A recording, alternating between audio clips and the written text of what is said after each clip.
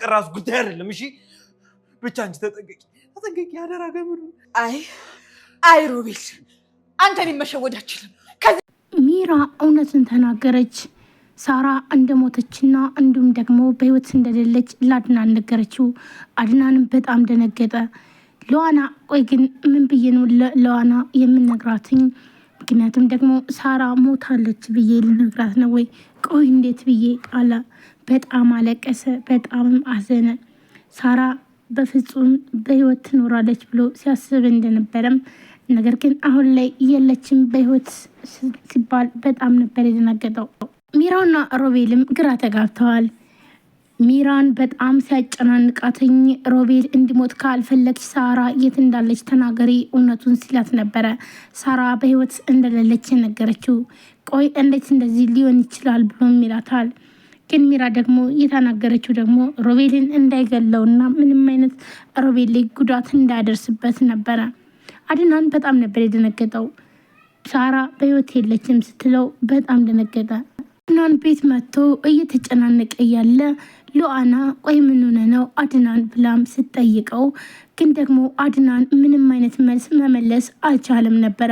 ቆይ ግን እንዴት ነው እሺ ሳራ ሞታለች ብዬ የምልሽ እንዴት ልናገር እያለም እየተጨናነቀም ይገኛል።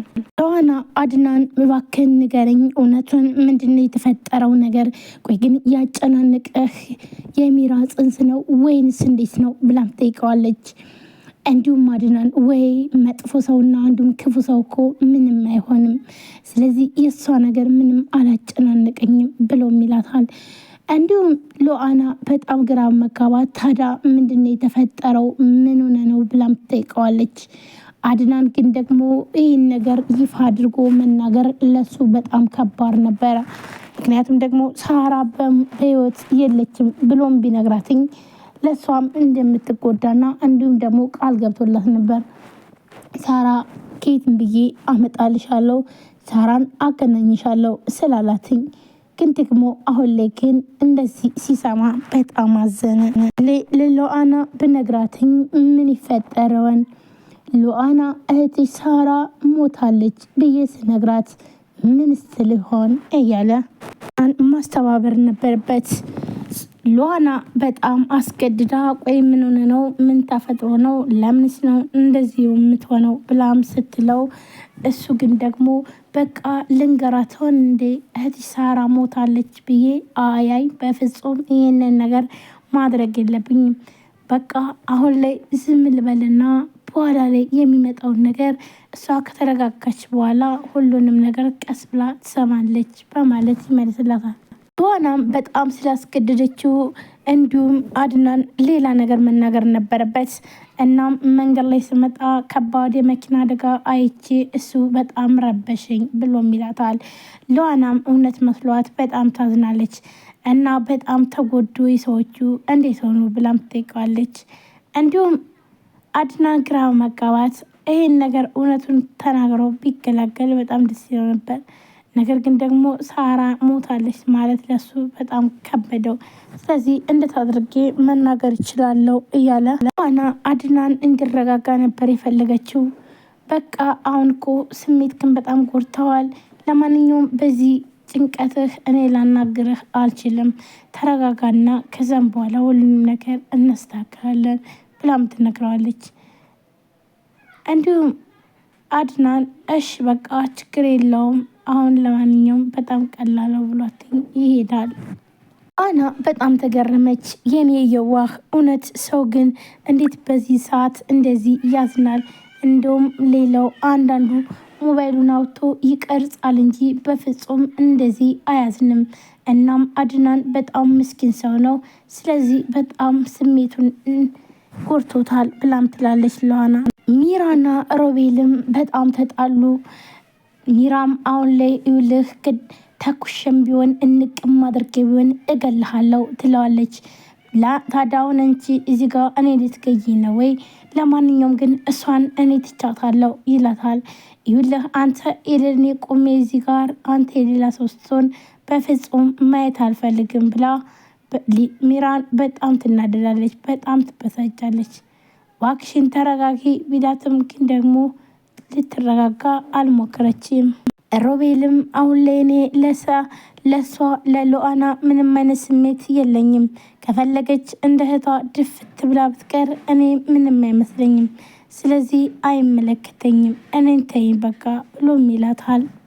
እኔ እሷን በፍጹም አልወዳትም፣ እኔ አንቺ ነሽ ያለሽኝ፣ አንቺን ነው በጣም የማፈቅርሽ በጣም የምወድሽ፣ ስለዚህ ስለሷ ምንም አይመለከተኝም፣ እባክሽን ሚራ ተረጂኝ እባክሽ እያለ ሚራን ሮቤልም እያለቀሰ ይለምናታል።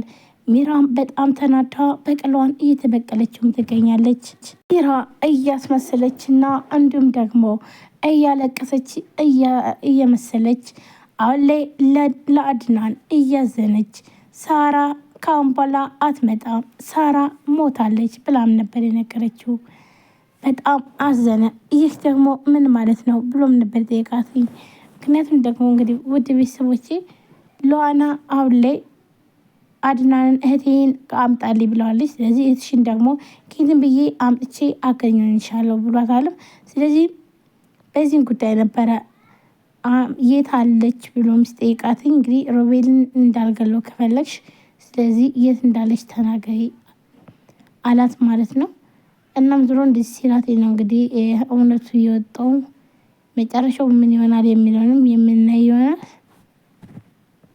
ሰላም ሰላም፣ ጤና ይስጥልን ውድና የተከበራችሁ ቻናል ቤተሰቦች እንዴት ናችሁ? እኔ በጣም ደህና ነኝ። ለዚህ ቻናል አዲስ ናችሁ ሰብስክራይብ ላይ ሼር በማድረግ ቤተሰብ ነው። ቤተሰብናችሁን ከልብ ነው የማመሰግነው። ውድ ቤተሰቦች ላይክ ሼር አድርጉ ማለት ነው። አዲስ ከሆናችሁ ደግሞ ሰብስክራይብ አድርጋችሁ የደወል ምልክቷን መጫናችሁን አትርሱ። በየጊዜ በሰዓቱ አዳዲስ ቪዲዮዎችን ይዘን የምንቀርብ ይሆናል። እናንተም እንግዲህ ወዳችሁ ፍቅዳችሁ ስለምትከታተሉን ከልብ አመሰግናለሁ። አዲስ ከሆናችሁ የደወል ምልክቷን ማጥቆራችሁን አትርሱ። ውድ ቤተሰቦች እንግዲህ በዛሬው ዕለት ምን ተፈጠረ?